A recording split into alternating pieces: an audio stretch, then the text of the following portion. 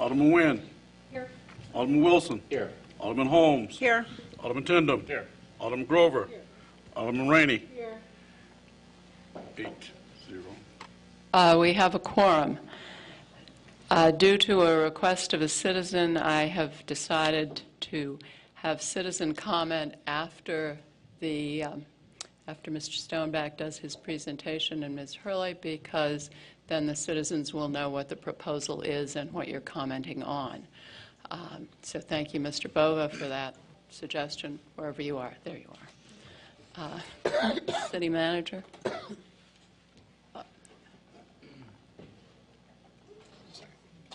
Madam Mayor, members of the council, good evening. We're very pleased to be here tonight to share the results of the bids we received this morning on electric aggregation.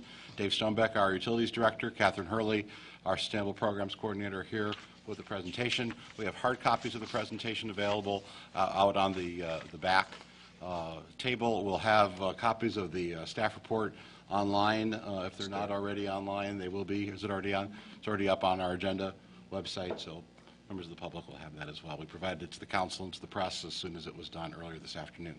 Mr. Stonebeck, good evening.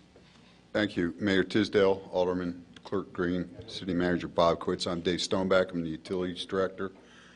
Catherine Hurley and I have been working for a while now to get pricing for municipal aggregation, and we're pleased to present to you tonight the results that we got from the actionable pricing that we received earlier today. I'd also like to thank members of the Utilities Commission that assisted us during the initial evaluation and helped us set up some guidelines as we moved forward. We had 3 pre-qualified alternate retail electric suppliers that all provided proposals to us today. However, one firm, First Energy, was deemed non-responsive for failing to submit the proposal in accordance with the requirements of the RFP. But we did receive some very favorable pricing, and we'll be talking about that in a minute and giving you more slides on that. Based on the pricing that we received, we're recommending a 12-month term with 100% renewable energy option. We'll explain that a little bit further, but we're making the recommendation that the award should go to Constellation New Energy for a cost of 4.797 cents per kilowatt hour.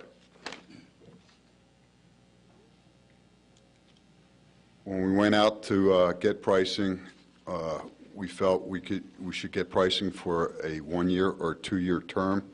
When we presented our memo on March 26th on indicative pricing, the Utilities Commission and staff thought that if the 24-month price was within 10% of the 12-month price, it would make sense to go for a 24-month. The pricing that we received for the 24-month is slightly higher than 10%, and based on that, we feel that it would be prudent to go with the 12-month term.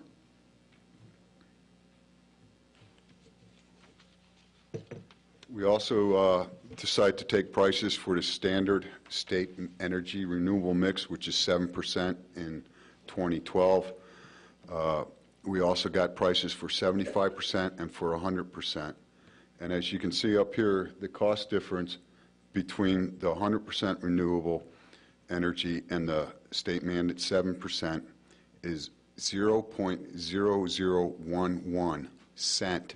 So we're talking about a 100th of a cent. And based on that, the cost difference for the typical residential family that uses 9,000 kilowatt hours a year equates to $9.90 a year. That's the difference between going with the state mix and the 100% mix. We also were informed by the Constellation New Energy that the renewable energy would come from an Illinois or adjoining state wind asset, so it would be from the Midwest.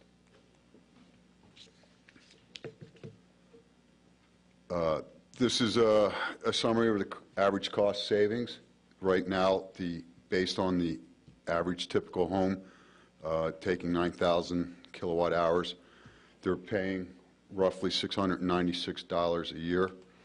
If we went with the state mix on our low price, they would pay $422 or savings of $274.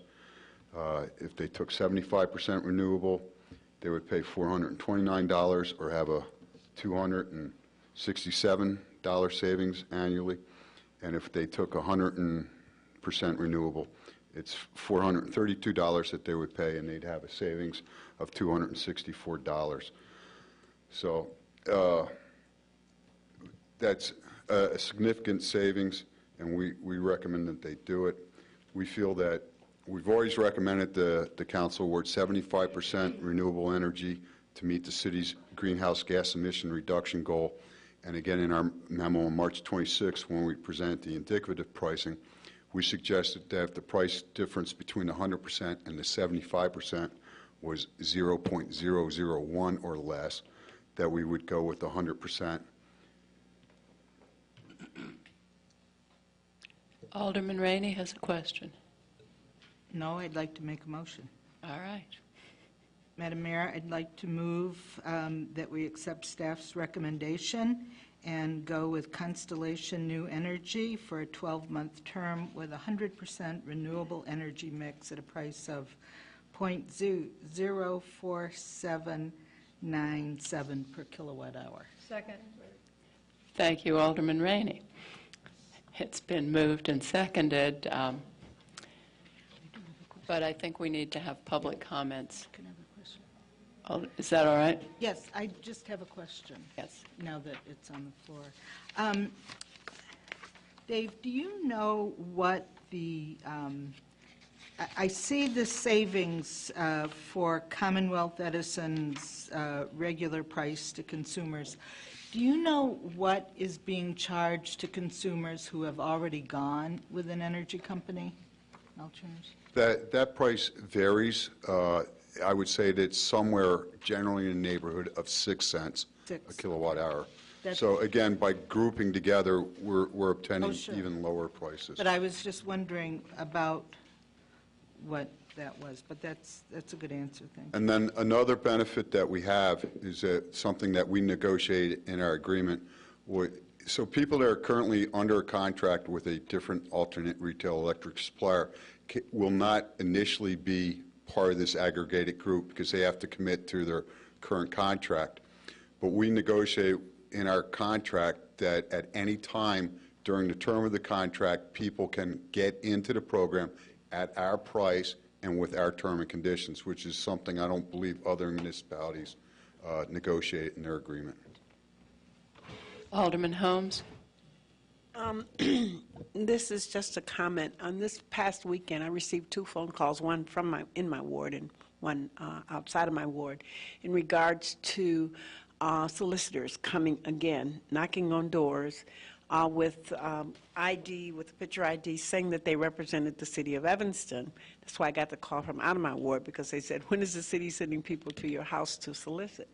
So my comment is that we need to do something for those folk who do not read the emails, who've not kept up with it, who didn't even realize maybe that we had a referendum, you know, in terms of really being, I want to say, hoodwinked by people who are really trying to do these independent selling. So I don't know what we can do, but I think that we have to do something because some people are really not educated into the fact. Thank you. Alderman Grover? Thank you, Madam Mayor. Mr. Stonebeck, you're recommending a 12-month contract, and we can't project or predict pricing 12 months from now, but how's it trending, and what do you think, where do you think we'll be in 12 months? Will we be renewing and simply? Well, no, our Putting contract doesn't allow for renewal. We will go through the same process again of a request for proposal, and we'll get rates for 12 months, 24 months, 36 months, and for the different renewable options at that time. And again, come back to the council with the indicative pricing and how we would propose to go in the future. And I just to- have a graph, if you want to see it, of the past 5 years of electric prices. I'm sure you do. My other question, though, is just for the benefit of those who might be paying attention, we don't need to go through the referendum process again. This is really just rebidding of the contract. It doesn't, once we've done the referendum and that's approved, we're coasted. We're at cruising speed at this point. That is correct. And staff would take it upon themselves to always have new pricing established, so there would be an automatic transfer if we didn't go with the same power supply company next time. It would be an automatic switch to the next one. There wouldn't be a gap in between. Great, thank you. Alderman Fisk? Thank you, Madam Mayor. Good evening. Can you explain to me, Dave, the Northwest Suburban Electricity Buying Group? They have a one-year contract with an option to extend for 2 more years. Is that at the same price, or are they going to be, do you know if they're going to be renegotiating price? Right below that, the North Shore Electricity Aggregation Consortium is going to revisit prices every 12 months. But what about the Northwest Suburban Group? I would have to believe that they will have to get new prices every 12 months. The rate fluctuates from day to day. There's no way that an electric company could hold this price 12 months from now without locking in for that term duration. So what they plan to do, in my opinion, is that they're going to stay with the same supplier, and they're going to ask for their rates at that time. If the rates are favorable, they'll just continue with that supplier. Did these groups, the municipal organizations, did they give you these prices, or did the suppliers tell you what the prices were to the other groups? I got them out of newspaper articles, and I Okay. happen to live in Skokie, so I know the Skokie price for sure. Okay. Alderman Wilson? Thank you. A couple questions. Some of the other communities I saw also in just looking at some of the articles, the providers were offering, I guess, options for the renewable energy credits.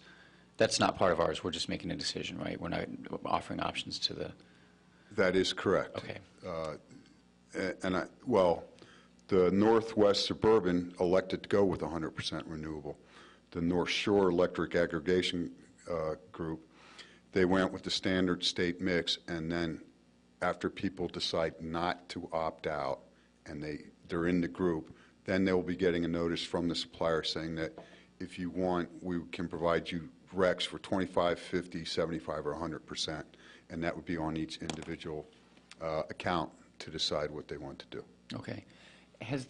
As far as you're aware, has there been any analysis on, I realize we're locked in for the contract for the year, which is fine, it's a good price, but I'm just wondering what the impact is going to be on the renewable energy credit market over the next year, 2 years, because so many communities are buying into this high percentage, and that seems to me that's going to drive the demand up. Are you aware of any analysis on what that's going to do to the pricing? There's a lot of different analysis out there.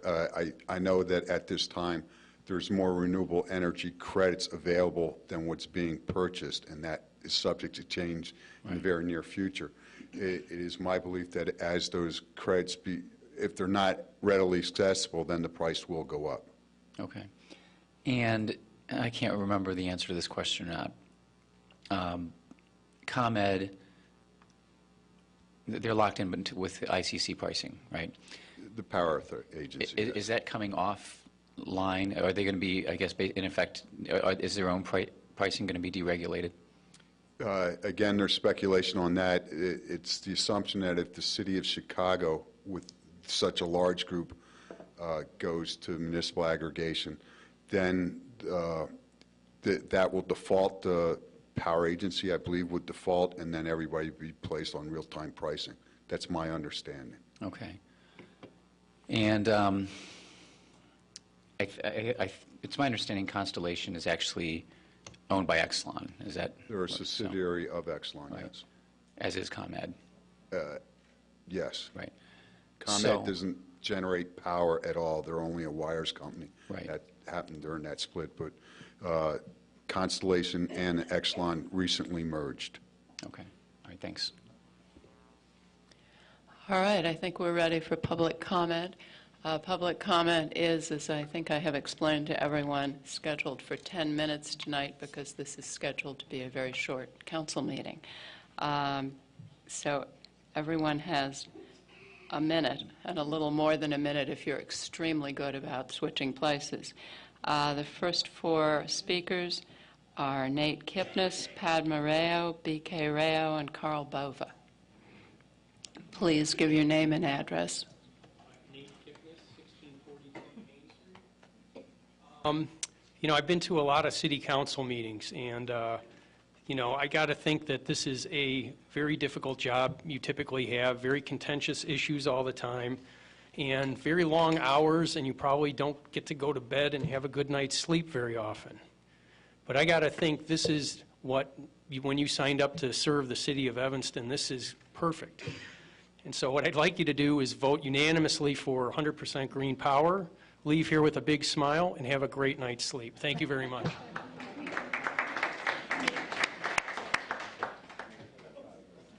Thank you. I give my 1 minute to my daughter. Any objection? Nope. Padma Rao, 2246 Sherman. My comments were approved by my attorney.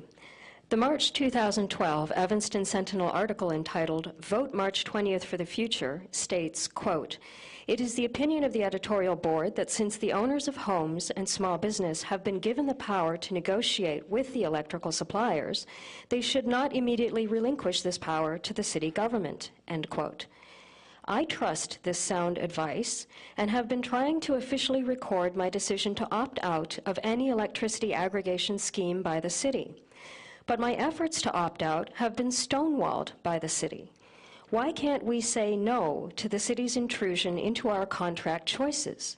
We do not want the city to pry into our electricity usage, account, supply, delivery, or any other such personal information.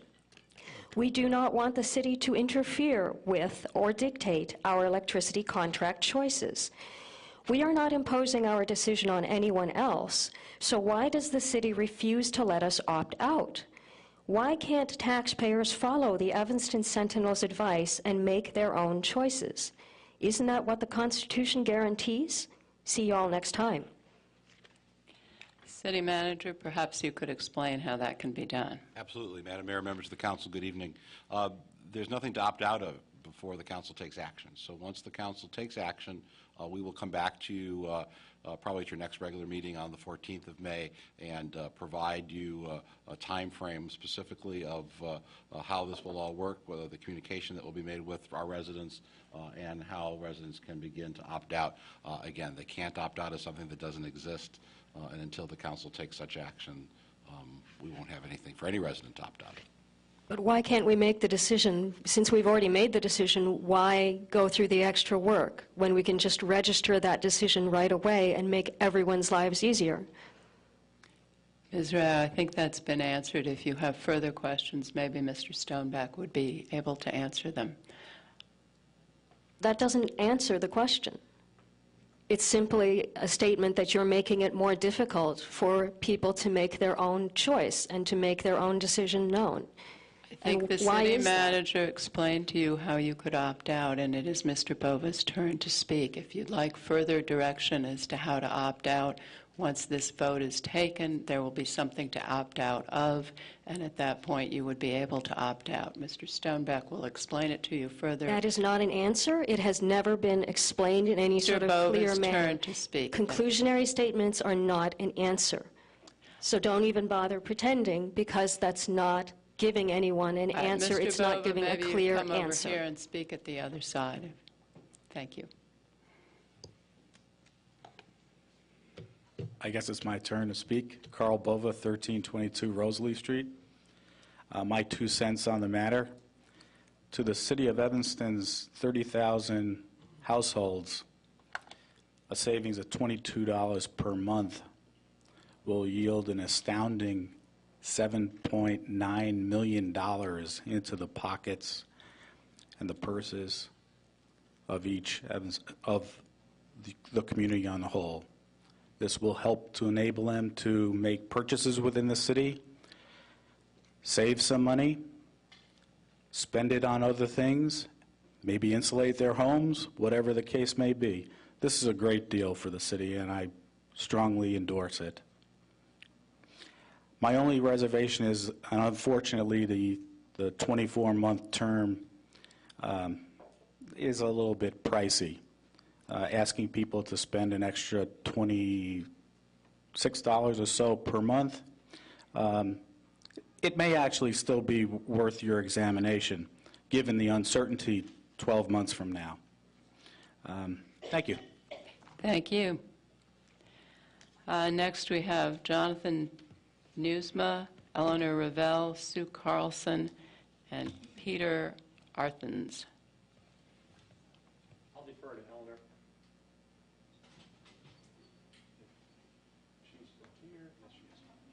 She's coming. Good evening. I'm Eleanor Revelle. I live at 2815 Lakeside Court, and I'm here tonight representing Citizens Greener Evanston. I'm the vice president. And I would just briefly like to reiterate our strong support for the 100% renewable energy option before you.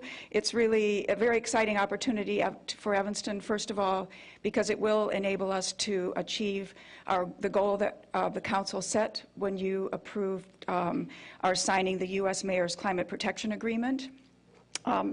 We agreed then to reduce our greenhouse gas emissions by 13% by 2012, and here it is 2012, and we will achieve that. And secondly, by going 100% renewable, you'll put us firmly on the path towards what's going to have to be our next emissions reduction goal, because we know our job is not done yet. Citizens Greener Evanston will be coming to you soon with a proposed goal for greenhouse gas emissions reductions for 2014, and by going with 100% renewable, you will help us keep going with this momentum and help us achieve our next goals. Thank you very much. Thank you. Sue Carlson from 2679 Stewart. I'm here representing the Interreligious Sustainability Circle. You folks have already received the letter that had been signed earlier from a number of our religious leaders in town promoting the 100% option. But we have additional signers, and I'm going to quickly read actually all of them. The Reverend Tim Brown from Trinity Lutheran Church, the Reverend Deborah Bullock from St. Mark's Episcopal Church, the Reverend Jeanette DeFriest from St. Luke's Episcopal Church, the Reverend Charles DeKay from St. Matthew's Episcopal Church, Dr. Mary Catherine Deely from Shield Catholic Center at Northwestern, Cantor Howard Friedland from the Jewish Reconstructionist Congregation, Sister Christina Fuller from St. Nicholas Roman Catholic Church, Carolyn DeSuarta Gifford from Interfaith Action of Evanston, Tim Higgins from Shield Catholic Center at Northwestern, Asayo Horibe from Heartland Sangha, the Reverend Dr. Raymond Hilton from the First Presbyterian Church, Father John Karcha from the Shield Catholic Center at Northwestern, Father Tom Libera from St. Athanasius Roman Catholic Church, Rabbi Andrea London from Beth Emmet, the Free Synagogue, the Reverend Bonnie Jean Miller, the Reverend Richard Mosley, Jr. from Hemingway United Methodist, Reverend Janet Newman from the Unitarian Church of Evanston, Father Robert Oldershaw from St. Nicholas Roman Catholic Church, the Reverend Peg Otte, Rabbi Brant Rosen from the Jewish Reconstructionist Congregation, the Reverend Dr. Ann Rosewall from the First Congregational Church, Reverend Daniel Ruin from Grace Lutheran, Reverend Gregory Sakowitz from St. Mary's Parish, the Reverend Frank C. Sen from Emmanuel Lutheran Church, the Reverend Dr. Douglas Sharp, Lake Street Church. Sue, if there are a lot more, maybe you could just pass them around. 3 more. Okay, sorry. Cynthia Splatt from St. Athanasius Roman Catholic Church, Father Bill Chachuk from the St. Nicholas Roman Catholic Church, and David Wilcosin from the Ethical Humanist Society. And on behalf of them, I'm delighted to hear that part of your your request for proposal was that these folks that may be already, these congregations that may already be on a plan that will not allow them to join this, that will allow them to join it as their others end, as their other contracts end. So we certainly hope that you will proceed with this recommendation. Thank you. Hi, I'm Peter Athens at 1640 Maple Avenue. I'm here to advocate for 100% renewable energy. Of course, 2 years would be nice, but a year is fine because the prices are better, I guess. I'd like to thank you all for your time and for your consideration of this. For me, it seems like a no-brainer. I do understand that there's a little of extra cost in there to go 100%, but I think that if you weigh that against, the benefit of getting all of that carbon and all of that pollution out of our air, and the more and more people that go towards this, it's absolutely worth, I can't remember exactly the number, maybe it was $9 a year or something like that. You just can't quantify the cost of what that pollution does to all of us. So hopefully you'll vote unanimously for 100%. Thank you. Thank you. All right, that concludes public comments. Seeing no lights for any further discussion. Alderman Wilson. I do have a few comments, and it's not to rain on the parade, because I think it's important to go ahead and follow up with this. It's a good deal. It's important to support the renewable energy that's being produced in the country. But I've gotten a lot of correspondence. I've had a lot of calls from people who believe, and I've said this before and it was published, a lot of people believe that we are actually going to be getting electricity from renewable sources. And that's really not going to change. We're going to be buying electricity from Constellation Energy, which is a subsidiary of Exelon, which is producing the electricity that we're already getting. So we're not going to reduce the pollution in our area. We're not changing that, and that's unfortunate. So I guess what I'm just suggesting is that I'm issuing a challenge to people to continue to ask questions and continue to try to effectuate change. I'll sleep a little bit better tonight, but I'm not going to sleep a lot better tonight, because I know that this is a very, very small step, and we have a very long way to go. And until we make some real substantial changes, we're just passing along.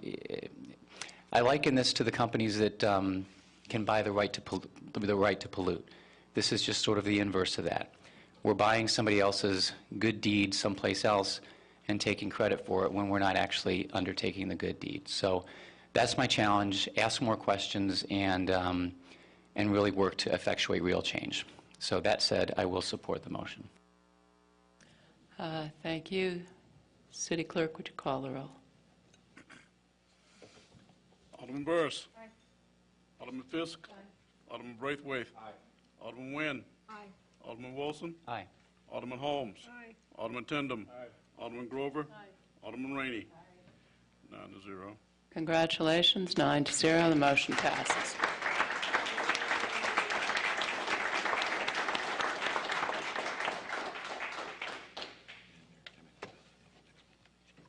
The city manager has an announcement.